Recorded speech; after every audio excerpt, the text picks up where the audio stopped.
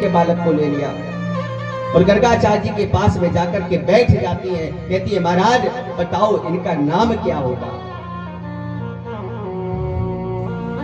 और जैसी गर्गाचार्य जी महाराज ने आंख खोल करके बालकों की तरफ देखा तो गर्गाचार्य जी महाराज ने सर्वप्रथम यशोदा मैया के गोद में बैठे हुए बालक को देखा तो कह दिया क्या कि अयम ही रोहिणी पुत्रो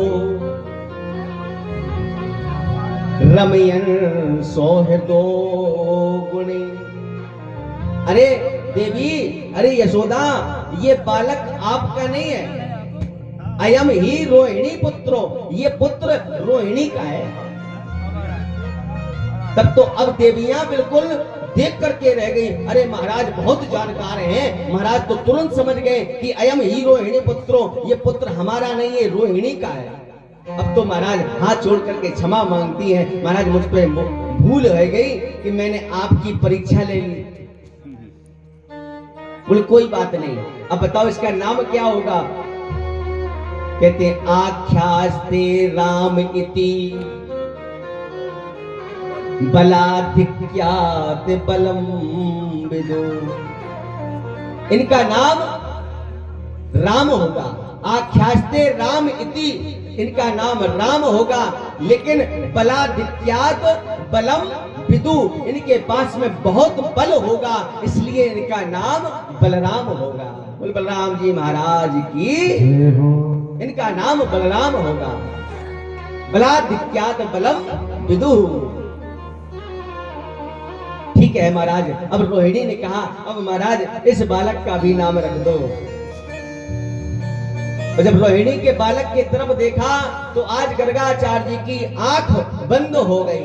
भगवान को देखते ही आंख बंद हो गई। गर्गाचार्य जी की आंख बंद और महाराज ना बोले और ना कुछ सुने, केवल आंख बंद किए हुए केवल भगवान का चिंतन कर रहे हैं, मानो इनकी समाधि लग गई हो। अब तो देवियों ने कहा कि महाराज बताओ इसका नाम। गर्गाचार्य जी ना बोले। यशोदा मैया ने कहा देखो थोड़ा सा हिलाओ डुलाओ, सो तो नहीं गए। तो रोहिणी ने जैसे हिलाया तो अब भी नहीं बोले। यशोदा मैया ने कहा मुझे लगता कुछ गड़बड़ है। बहुत तेज हिलाया तब महाराज गर्गाचार्य जी महाराज उठते हैं, कहते हैं बताई। बोले आप नाम बता रहे थे। बोले हाँ, ये नाम तो इनका बहुत अलौकिक है। क्या है कि आसन वर्णास्त्रयो हस्य गृहे तो नूर्गम तनु शुक्लो रक्त तथा पीतम इदानीम कृष्णाम गतः। इनके बहुत सारे नाम हैं। ये शुक्ल महाराज ये सबसे पहले श्वेत वर्ण के थे। महाराज श्वेत वर्ण के हुए, इसके बाद रक्त वर्ण के हुए, फिर इसके बाद पीत वर्ण के हुए, और सब वर्णों को जब मिला करके ये इस बार कृष्ण वर्ण में आए हैं, इसलिए इनका नाम कृष्ण होगा। शुक्लो रक्तस्तथा पीतम इदानीम कृष्णताम गता। इनका नाम कृष्ण होगा। अच्छा, और गर्गाचार्य जी महाराज कहते हैं हाँ और कि बहुनी शांति नामानी रूपाणी चा सुतस्य चा। एक नाम नहीं होगा, बोले बहुन सुतानि नामानी, इनके बहुत से नाम होंगे। और जैसे जैसे ये लीला करेंगे ना वैसे वैसे इनके नाम भी पढ़ते चले जाएंगे। लेकिन एक नाम और है। बोले क्या नाम। बोले वसुदेव इति श्रीमान अभिज्ञाता समचक्ते।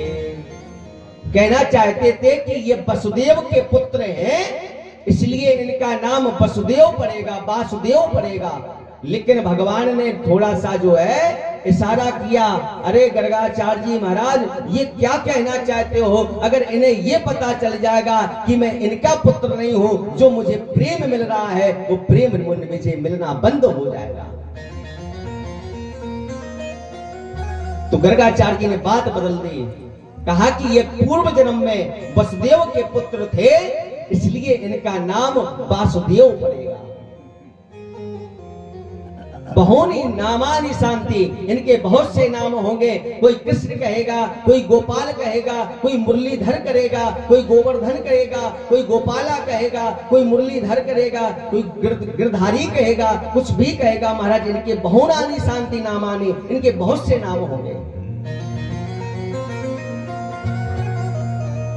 तब तो आज महाराज यशोदा मैया रोहिणी बहुत ही प्रसन्न हो जाती हैं, कहती है इनके गुणों के बारे में बता दो थोड़ा सा। माताओं की इच्छा होती है कि ये बच्चा करेगा क्या। गुणानि कर्म रूपानि तानहम वेदनो जना। माताएं कहती हैं कि हमारे बालक के बारे में थोड़ा ये बता दो, ये क्या करेगा, कुछ करेगा कि नहीं करेगा। तब तो महाराज आज गर्गाचार्य महाराज कहते हैं कि वेदो वेदानि जानानि। महाराज ये वेद और शास्त्रों को जानने वाला पंडित होगा, ये कहने वाले थे, इनसे ही वेद निकले हैं। लेकिन बात बदल करके कहते हैं वेदों का जानने वाला होगा। तब तो प्रसन्न हो गई महाराज। बहुत सा धन दिया गर्गाचार्य जी महाराज को। कहा महाराज एक काम करना, आप आज हमारे यहाँ ही भोजन करके जाना, क्योंकि कोई भी काम कराया जाता है तो ब्राह्मण भोजन जरूरी होता है, और बिना ब्राह्मण भोजन के पूरा अनुष्ठान नहीं होता है। और पहले भी ब्राह्मण जो है ना, कहीं के निमंत्रण आ जाए तो पूरे दिन कुछ नहीं खाते थे। अब तो ब्राह्मणों की वो स्थिति नहीं है। पहले बहुत भोजन महाराज, नौते के बहुत, अगर नौता मिल जाए मानो उस दिन तो जो है कुछ भी भोजन नहीं करना, केवल बस नौते ही खाने जाना है। अब क्या किया गर्गाचार्य जी ने कहा ठीक है, लेकिन एक काम करना। बोले क्या? बोले हम स्वयं पाकी हैं, हम किसी के हाथ का बना हुआ नहीं खाते हैं। तो मैया ने कहा ठीक है बाबा, एक काम करना, हम आपको सामग्री दे देंगे और आप जो भी बनाना चाहो वो बना लेना। गर्गाचार्य जी ने कहा ठीक है। गर्गाचार्य जी ने कहा अब कुछ नहीं बनाएंगे, केवल आप पयस्करम कृतम चेवो, आप केवल मुझे खीर बनाने का सामान दे दो, मैं खीर बना करके खा लूंगा। तो महाराज आज रसोई बनाई गई, रसोई तैयार करके और पूरी तरीके से चौका लगा करके दूध दिया, शक्कर दी, चीनी दी, महाराज चावल दे करके और बढ़िया पंचमेवा दी, खूब महाराज जी ने रख करके आज बनाना शुरू कर दिया। और बनाते हैं महाराज, खीर बना करके तैयार करते हैं और फिर इसके बाद में स्नान करके आज आसन लगा करके बैठ जाते हैं, थाली में लगा करके और भगवान का चिंतन करने लगते हैं कि तुदियम वस्तु गोविंदो तुभ्यमेव समर्पयेत गृहाण सुमको भूत्वा प्रसीदो परमेश्वरा।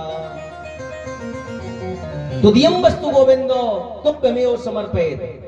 आइए महाराज, आंख बंद करके भोग लगा रहे हैं, भगवान को बुला रहे हैं, आओ महाराज आपका ही बना रखा है, आप पहले भोग लगा दो, आप पहले खा लो, फिर इसके बाद में हम खाएंगे।